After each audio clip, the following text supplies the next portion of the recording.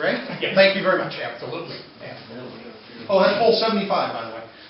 Well, 75. 75. You're almost there. 75 Okay, a little bit about myself up here. I've actually started turning sometime in the 90s, and I went out and bought a lathe. I remember back in junior high, and it's just something that kind of stuck with me. Somewhere around 2000, I had a class at Airmont with Alan Lacer, and then and sit down with Alan, and one of his big things up there, he said, Ray, he said, if you want to be a good turner, he said, you got to be around turners. And he was just spot on. So sometime in 2000, right in that area, I got with Greg, the Detroit Area Wood Turners, and we were at the other place then, and it's just kind of snowballed. And with Russ Fairfield on the internet up there, and he kind of explained what it was, and it just worked. It makes things so much simpler. And in a lathe, there is nothing to turning. It is so simple. I can take anybody. You get my shop, and you give me 15 minutes, and I guarantee you will be able to go home and turn a lathe or turn a bowl and turn it successfully. Just absolutely. I've had most of you people in here, and you can do it, you know. And the thing is with this club, see, we're not trying to make money. We want to make you turn. I want everybody in here to be a better turner than me, and I'm really sincere about that. And most of you are. So, okay. So fine. Well, the first thing what we need for turning is you need good posture. You don't want to be bent over. So once we got the good posture, we know that. Now we want the 45, 45, 45. What I want you to do is I want you to hold the tool at a 45-degree angle. Okay? It's just that's all you got to remember. It's these three things, and you can go home and turn. You're going to stand at 45 degrees to the lathe. Okay? So you stand at 45, you're going to turn your tool at 45 degrees, and you're going to find a sweet spot. When you're turning, you never use your arms. I see guys turning, and all of a sudden the tool goes flying, or the project you got to catch. Always use your body. You're using your body. You're coming around, you're making your turns. You don't use your arms. You're using your body. You got all kinds of control. But fast is always better. You'll get a better cut. And okay. So now, we're starting to turn. And I've got my tool rest set. Something too, anytime that you move your tool rest, you always turn the machine off. Okay. All right, so we're up here. Is that okay? You're good. All right. We've got good posture, right? We're standing straight up. We got good posture. It's just a piece of cake. We're holding the tool at 45 degrees, okay? The good posture. We stand at 45 degrees. We're holding this at 45 degrees. Now we want to find the sweet spot. So,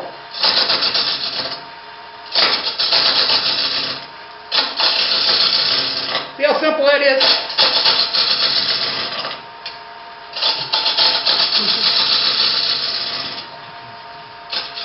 It's just using your body. If I was using my hands, it would be a different story.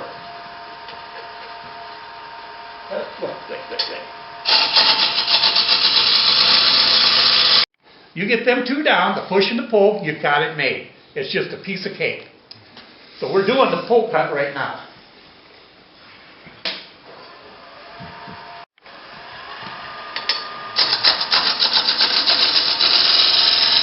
See how we're doing that? We're moving our body. And it just makes sense.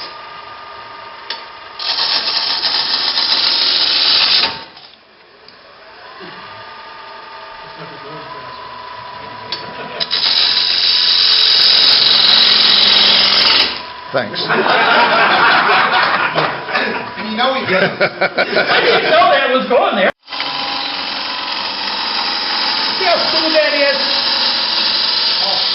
It's just like you're dancing with your wife. Where's she at? You just, nice and easy.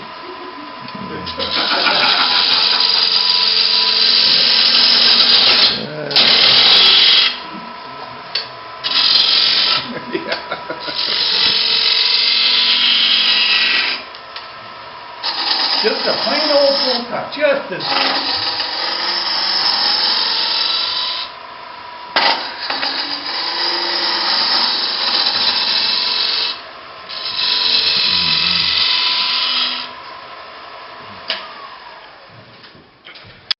Is I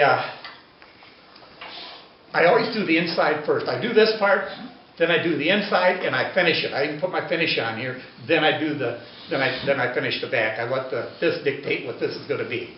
It's a preference. It's just the way I do it. So.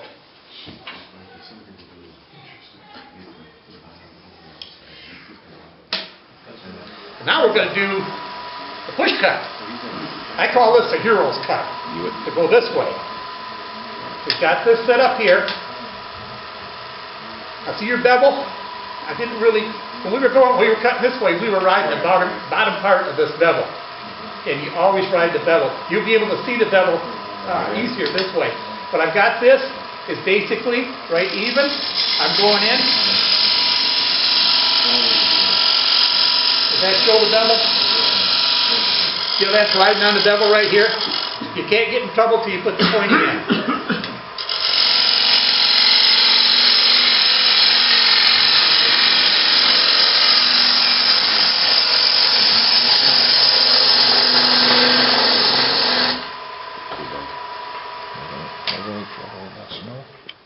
Now we're going to stand right here and we're going to make a line. Not like that.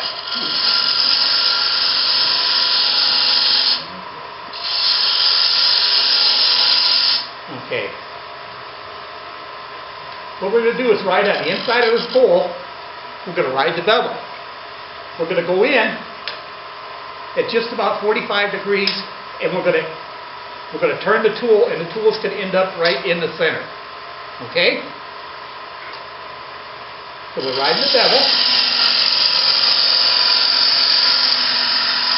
and we're turning, and we're turning. Now sometimes,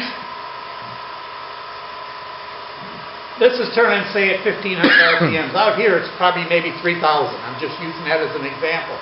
So the farther you get in, the harder it is. You find yourself wanting to. We're going to start here, and then we're going to come back.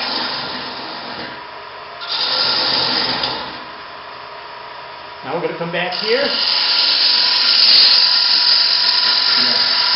Still got that 45.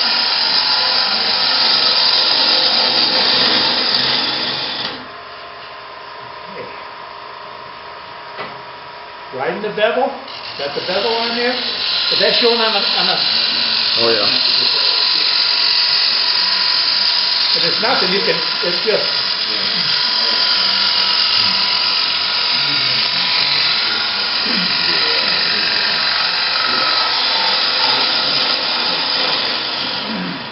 God, I am so into simple. You're doing a push cut in, right? Yes. What would be the advantages or disadvantages or pros and cons against doing, say, full cuts instead? You can do a full cut. I don't teach it Okay. to start out with because it's too complicated. The new turner is just not going to get it, and it's going to fly off. And then what happens the first couple times the person turns, if he screws up, he says, "The heck with this crap! I'll do something else. I'll make benches or something." I don't want once. And you can kind of almost lean right over and keep doing this with the tool in there. But you're going to get a spot right here where you can't have the tool into your stomach. But you still got to have the 45 degrees. So what you do, you're riding your bevel right here, okay? You lock your arms. And you're doing the same thing. You're using your body when you turn. So you lock your arms right here and you come around. You're using your body. See, I got my arms locked? And see, I'm moving my body. Say, Ray, there's another alternative too, which is to move the head down to the end of the lathe where you can stand facing it. Yeah, you can. This just works. You move it down here, and yeah, exactly. Any way you want. Yeah, absolutely. Thank you.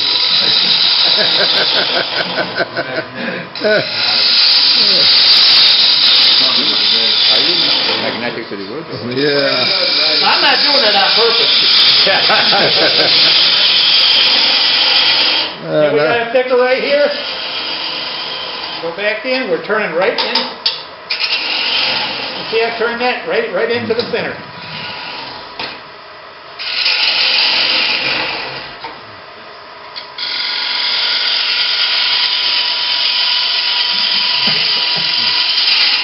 To that, you know. I use my calipers, these right here, and I just, it works for me. So, okay.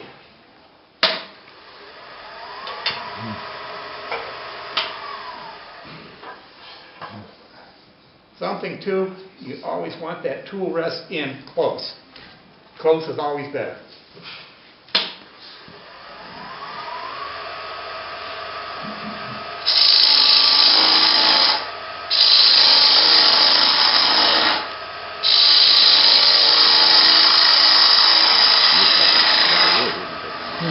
Yeah.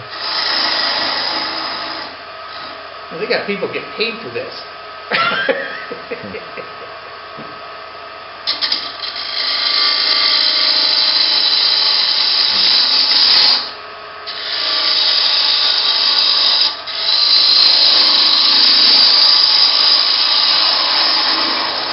How am I doing, Jack?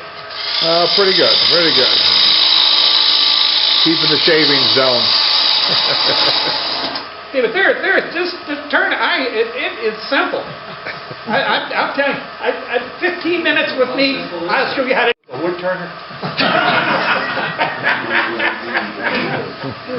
Yes, sir. When you get down to that point where we're working on, how do you find it easiest to determine the length, the width of that bowl at the bottom? You could use calipers or. Well, I mean, if it's already on here like this and you're getting kind of close. And Well, I did it all the way up to about right here. That's where I go in. Then I would come back to this side and form my bowl. The bowl's not going to be like this. Okay. Let me run it back and I'll get to sometimes it. you can get in trouble doing it. I just wonder how you do it. Yep. That's not actually. Oh, that's kind of pretty.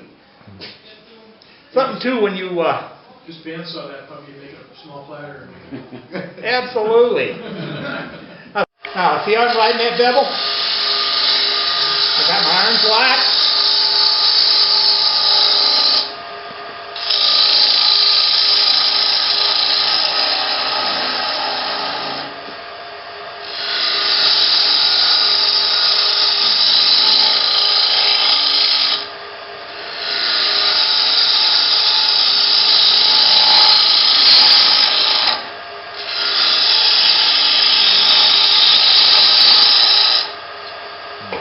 Okay.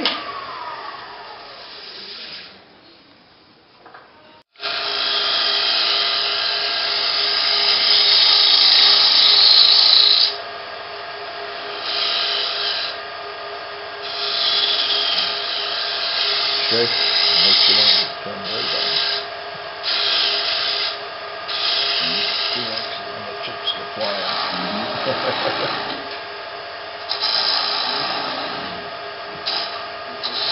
Is everything. So it's a good day. It's a good demonstration.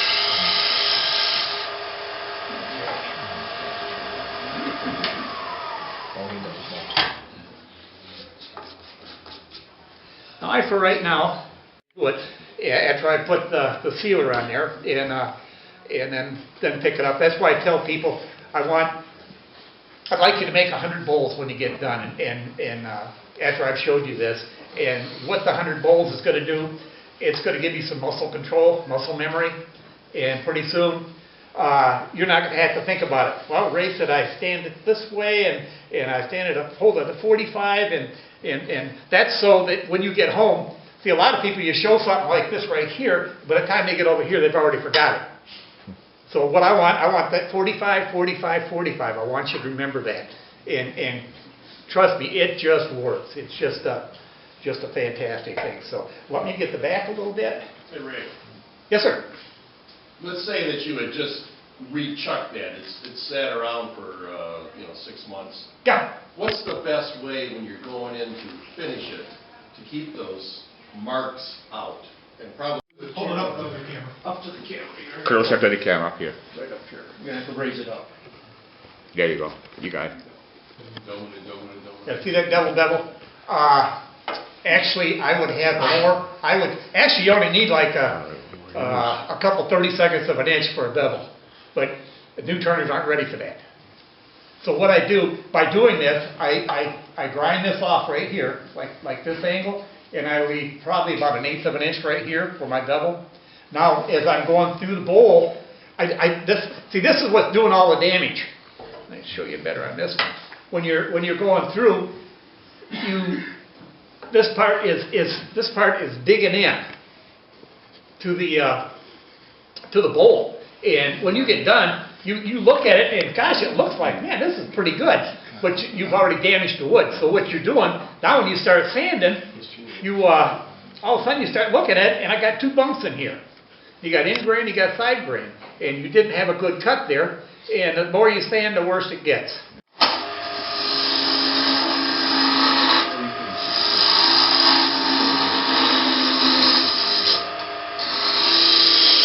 And I would shape this. Now, let's see where I'm at.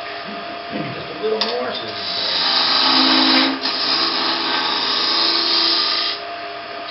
See, when you use your body, everything just works. And as you guys turned, it's all about shapes. We had, remember Don Derry? Don is just a...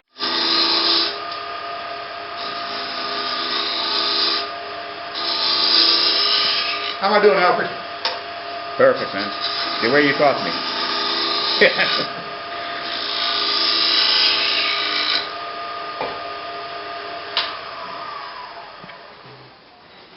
Okay, what I would probably do with this, let me take it back just a little bit more. Right here. See how we're just kind of waltzing around here? And just kind of sneak up on it. Look at, I mean, just you get it up here. Then you do the Don Derry thing. You look for the high spots. Those spots take care of themselves. Got the high spots. I got a high spot right there, so I'll take care of that. I got another high spot there. And I got a high spot here. I'm going to come up here and just take them off. Isn't that cool? Yep, just remember that.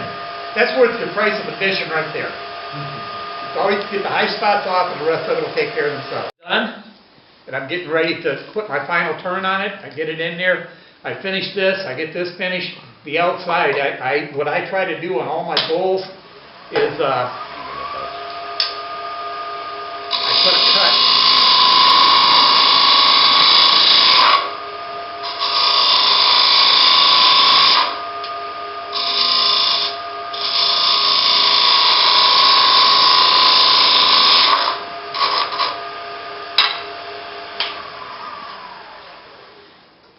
Okay, when I get the bowl like this, I always want to cut this edge going towards the outside.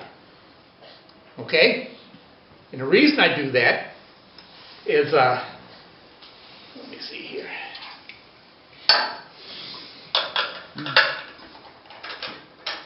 Is when this bowl is done, I would finish this and then I'd finish the back. Now I'm finishing this. See how I got that side kind of run down on this side on an angle?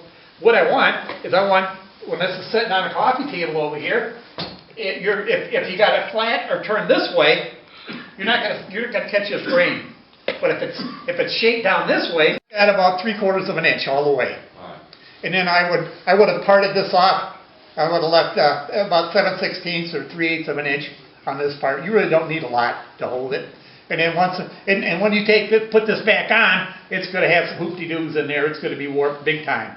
And put it back on the lathe, return it. And like I say, I like doing this part first. I finish this.